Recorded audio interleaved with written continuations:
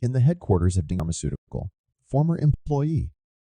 John takes the elevator and opens his suitcase to reveal he has a gun. On the executive floor, he quickly kills several higher-ups and goes back to the reception, where he sees the police. John says that somebody had to do something, and then he self-deletes. Afterward, news programs explain that Denning Pharmaceutical is releasing a new medicine, which is getting FDA approval even, though is causing fatal side effects that have already killed 3 people.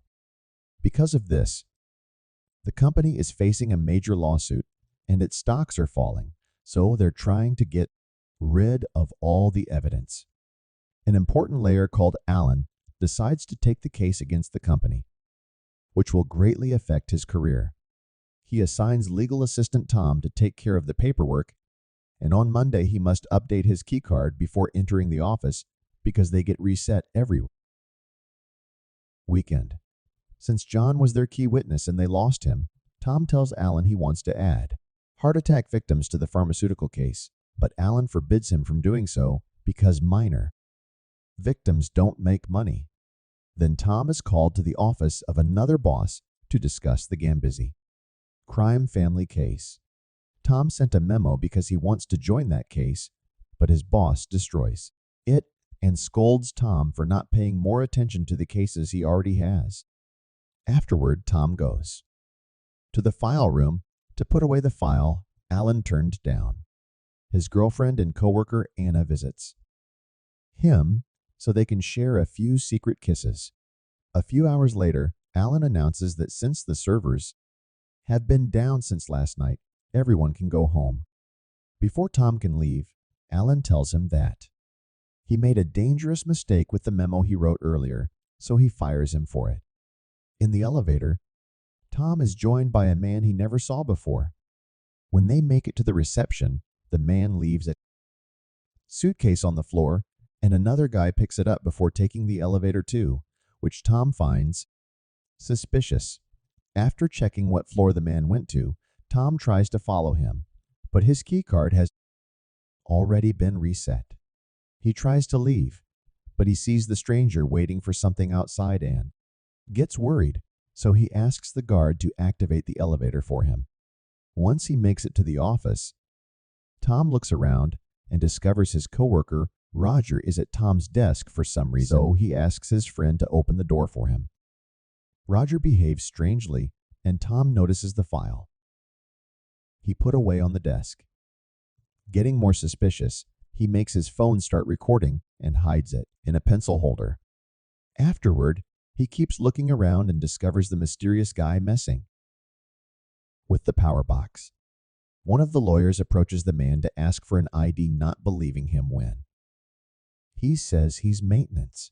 When the lawyer tries to make a call to confirm his presence, the man takes out a gun and kills her. While the killer takes the body away to hide it, Tom rushes to the bathroom and opens a stall to discover the body of the security guard. When he checks on him, the toilet sensor activates the flushing, so Tom closes the door and climbs on the toilet to hide. Soon the killer comes in and washes the blood off his face while talking to the body, mentioning he'll need the keys. Tom manages to move into the other stall by sneaking under the wall, right before the killer takes the keys, gun, and radio from the body. Trying to hide, Tom climbs on this toilet and almost activates the flushing again. But thankfully, the killer activates his toilet first and doesn't hear Tom. Then the killer destroys the radio and leaves to shut off the fire sprinkler before going into the file room, where he installs some explosives. Meanwhile, Tom rushes to the break room and finds Roger, so he tells him about the killer before they rush into the elevator. Unfortunately, it isn't working, so they run down the corridor and try the emergency exit. However, the killer had already broken the bar, and it can't be opened, so they're trapped. They return to the main area and try to use the reception computer, but the internet is down. Tom notices the killer is coming, so the duo hides, but the killer still sees the computer has been used and gets suspicious. After disconnecting it, he enters the desk area, revealing he also has a keycard. Once he's out of sight, the duo leaves their hiding spot to try to think of something else. Tom takes Roger's keycard and opens the door to the executive offices to find Alan, so he sends Roger to find his phone and call the police. As Tom activates the lock, he drops his jacket and it gets stuck in the door. While Tom searches for Alan, Roger makes his to his desk and uses his phone to call his wife. However, before he can tell her anything, the killer finds him and makes him say everything is fine. Tom sees all this through the window, and so he runs to the break room to find a knife. After Roger hangs up, the killer takes out his gun and asks if there's anyone else working late. Roger lies and says it's just him, so the killer grabs a cable and proceeds to choke him, which is all recorded by Tom's phone. By the time Tom comes back, there's nobody at the desk. He grabs his phone and tries to call 911, but it runs out of battery. After connecting the charger, he looks around the office and finds Roger's body in his chair. At that moment, the killer comes back and sees the jacket at the door, so Tom grabs Roger's keycard and quickly hides in the closet, where he's startled by the lawyer's body.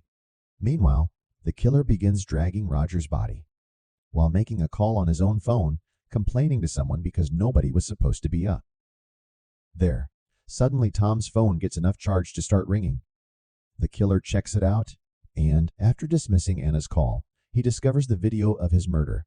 He immediately deletes it and looks at the settings to find Tom's name and picture. Realizing this is the jacket's owner, he calls out Tom's name, but Tom stays hidden under a desk. After the killer leaves, Tom runs into another office and lights some paper on fire to try to activate the fire alarm, but it isn't working either. Suddenly, Tom notices someone in an office in the neighboring building, so he makes a bigger flame inside the trash can and pushes it against the curtains to start a proper fire. This gets the neighbor's attention, and Tom makes a gesture to ask him to call for help. Unfortunately, the killer smells something burning, so he grabs a fire extinguisher, rushes to the fire. Tom sees him and runs away before the killer comes inside to put out the flames. Then he pretends he's using the phone so the neighbor won't call for help. Minutes later, Tom makes it to the reception and uses the computer to create a new keycard. The killer almost finds him, but he puts the computer in sleep mode and hides under the desk. After the killer leaves, Tom resets all the locks. And now the killer can't use his card anymore. Afterward, Tom turns off most of the lights in the building and rushes to Alan's office, only to find him chatting with a woman. At that moment, the killer shoots the office lock, so Tom hides behind the door. The guy seems to be familiar with Alan, but when the woman takes out a gun, he immediately kills her. Then he takes her gun and leaves, telling Alan to stay in his office. Once they're alone, Tom asks about the woman's identity, and Alan reveals she's part of the Gambizzi crime family. She was supposed to testify against her husband, so Alan guesses the killer was sent by the mafia to shut her up. At that moment, they hear a weird noise and discover the killer is trying to get into the file room by hitting the doctor with an axe, but it's impossible because it's reinforced steel and bulletproof glass. Afterward, Alan and Tom try to escape, but must hide when they hear the killer coming. The guy arrives with and does an impression of his voice, asking Tom to come out or he'll die. Suspicious, Tom asks what nickname he always used for the janitor, and obviously the killer doesn't know. So Tom guesses the janitor is already dead. Next, the criminal turns the elevators back on, trying to make them come out. Alan and Tom check the corridor and find the janitor's body with a note that says you win. At that moment, they hear a phone ringing and rush to the desk, only to be shocked when Tom finds his own number calling. Alan guesses it's a trap and tries to escape, causing the killer to shoot him in the arm. The duo starts running away, and the killer chases them as he continuously fires at them, so they hide in an office where they can lock the door. This one isn't reinforced, though, so the criminal uses the axe to break it down. By the time he catches up to them, They're already getting into the file room. Tom tries to use the killer's phone to call for help, but it's protected with a password. The man still has Tom's phone, and since it doesn't have a PIN, he texts Anna to ask her to come over. Desperate to help her, Tom gets an idea and starts using the copy machine. At the entrance, the killer lets Anna in and holds her at gunpoint, asking for her phone to destroy it.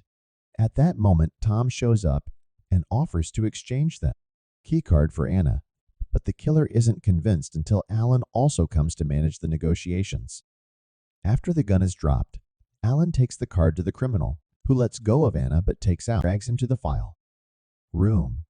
There he complains that Alan didn't clear the office, meaning they've been working together.